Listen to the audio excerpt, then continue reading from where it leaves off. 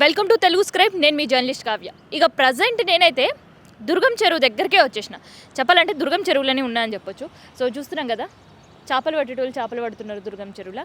And ఆ cable bridge, ఈ view అంతా చూసిన తర్వాత మీకు క్లియర్ పిక్చర్ ఉంటుంది ఎగ్జాక్ట్ మనం దుర్గం చెరువు దగ్గరనే ఉన్నామని చెప్పేసి. అయితే దుర్గం చెరువుకి మనకి ఎదురుగా చాలా బిల్డింగ్లు కనిపిస్తున్నాయి, కొన్ని వందల బిల్డింగ్స్ కనిపిస్తున్నాయి. సో అక్కడ పదుల సంఖ్యలో కాలనీలు కూడా ఉన్నాయన్నమాట. చాలా ఈచ్ కాలనీస్ అక్కడ కాలనీ వాళ్ళకి ఏ సమస్య ఉండదన్నమాట. డ్రైనేజా, వాటరా, లేదంటే ఎలక్ట్రిసిటీయా, లేదంటే స్ట్రీట్ లైట్స్, ఇట్లాంటివి ఏ ప్రాబ్లమ్స్ ఉంటాయి. అంతా ఫుల్లీ హైఫై కాలనీస్ అనమాట అవన్నీ కూడా. సో ఆ కాలనీస్ అన్నిట్లో కొంతవరకు ఎఫ్టీఎల్ అని, ఇంకొన్ని బఫర్ జోన్లని రాశారు. సో మార్కింగ్ కూడా అయిపోయింది. మరి అదే చెరువు ఇప్పుడు ఇదంతా కూడా చెరువు ల్యాండే కదా, ఎందుకంటే మనకి ఇక్కడ కనిపిస్తుంది కదా వాటర్ అనేది కూడా. సో మరి ఇక్కడ నుంచి ఒక 20 మీటర్స్ పెట్టుకుందాం. 20 మీటర్స్ వరకు కూడా మరి చెరువుకు సంబంధించిన ల్యాండే ఉంటుంది కదా. మరి ఆ చెరువుకు సంబంధించిన ల్యాండ్ ఇప్పుడు ఎట్లా ఉంది అంటే, నేను చెప్పుడు కాదు, ఒక్కసారి కెమెరా ప్యాన్ చేస్తాడు రఘు, ఒక్కసారి మీరు చూడండి, చూస్తే మీకు కనిపిస్తుంది. సో ఇదంతా కూడా ఎట్లుంది మీరే చూడండి. సో మరి ఇవి ఎఫ్టీఎల్కి ల్యాండ్లకు రావా అని చాలామంది క్వశ్చన్ చేస్తున్నారు. మరి ఈ వెనకాల బిల్డింగ్స్ బఫర్ జోన్లకు రావా అనే క్వశ్చన్స్ కూడా వేస్తున్నారు. మరి ఎందుకు రావు?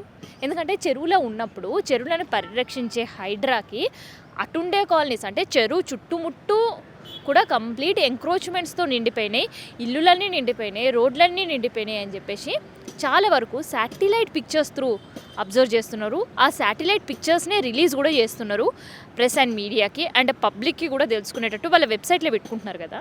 మరి ఇక్కడ దుర్గం చెరువు ఉన్నప్పుడు ఇక్కడ నుంచి ఒక 20 మీటర్లు, ఎక్కువ కూడా కాదు, 1 కిలోమీటర్ కూడా కాదు, ఒక 20 మీటర్లు, పోనీ 20 మీటర్లు కాదు, కరెక్ట్గా మనం ఇక్కడ నుంచి అడుగులు వేస్తూ పోతే ఒక 100 అడుగులు అనుకోండి, ఒక 100 అడుగుల వరకు పోతే అది ఎఫ్టీఎల్ ల్యాండ్ రాదా అని కాలనీ వాళ్ళు కూడా ప్రశ్నిస్తున్నారు. ఎందుకంటే ఇక్కడ అన్నీ కూడా రహేజా మైండ్ స్పేస్ దగ్గర నుంచి కావచ్చు, ఇన్ఆర్బిట్ మాల్స్ కావచ్చు, అండ్ కంప్లీట్ ఒక ఐటీ హబ్స్ కావచ్చు, ఇంత పెద్ద బిల్డింగ్లు కడుతున్నా కూడా పట్టించుకునేటోళ్ళు ఎందుకు లేరు అనే క్వశ్చన్ మార్క్ ఉంది.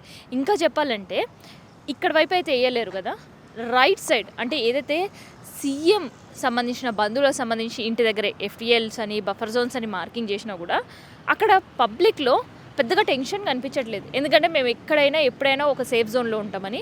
అందుకనే ఆగిపోవాల్సిన కన్స్ట్రక్షన్స్ అంటే ఇన్ జనరల్గా బఫర్ జోనో లేదంటే ఎఫ్టీఎల్లో ఉంటే నోటీసులు ఇచ్చిర్రు, ఒక నెల రోజుల్లోపు మీరు దానికి సంబంధించిన అక్రమ నిర్మాలు ఉన్నాయి కాబట్టి ఖాళీ చేసి పోవాలని ఒక టైం ఇచ్చారు. సో ఈ టైంలో వాళ్ళు వేరే చోట ప్లేస్ చూసుకోవడమో లేదంటే ఒక టెన్స్లో మనకు కనిపిస్తారు కదా. కానీ ఇప్పుడు మనం అటువైపు వెళ్తే మంచిగా కన్స్ట్రక్షన్స్ వర్క్ జరుగుతున్నాయి. కన్స్ట్రక్షన్ మధ్యలో ఆగి ఉండి పెయింటింగ్ వర్క్స్ ఏవైనా జరుగుతున్నాయి కదా, అవి కూడా ఎక్కడ ఆగలేవు. ప్రశాంతంగా పెయింటింగ్ వర్క్ జరుగుతుంది, ఒకవైపు కన్స్ట్రక్షన్ వర్క్ జరుగుతుంది. అక్కడ పెద్దగా ఒక అలజడి కావచ్చు, ఒక టెన్షన్ వాతావరణం కనిపించట్లేదు.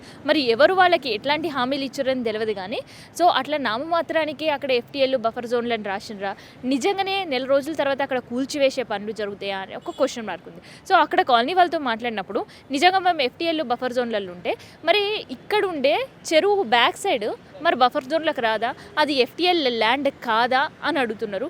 సో నిజంగా వాళ్ళు అడిగే దాంట్లో తప్పు లేదని నాకు కూడా అనిపిస్తుంది. ఎందుకంటే ఇంత పెద్ద అపార్ట్మెంట్స్, ఇంత పెద్ద ఆఫీసులు ఎందుకు మరి ఎఫ్టీఎల్ మార్కింగ్ అనేది కనిపిస్తలేదు?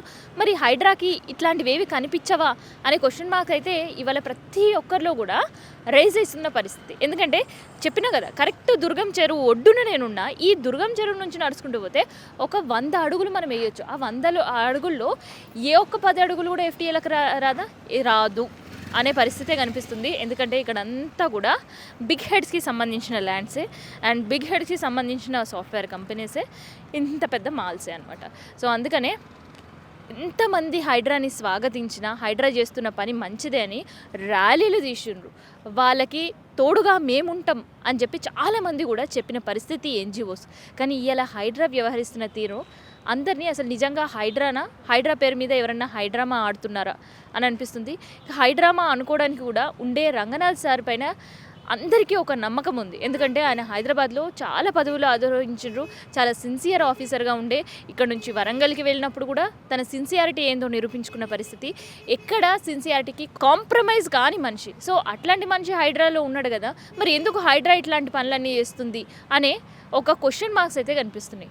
మరి ఏందో ఇది ఎవరికి అర్థం కాని పరిస్థితి. మరి హైడ్రా ఓన్లీ అటువైపు కాలనీస్ పైనే దృష్టి పెట్టిందా, ఎంక్రోచ్మెంట్స్ కేవలం అటువైపు మాత్రమే ఉన్నాయా, మరి ఇటువైపు లేవా అనే క్వశ్చన్కి హైడ్రానే సమాధానం చెప్పాలి.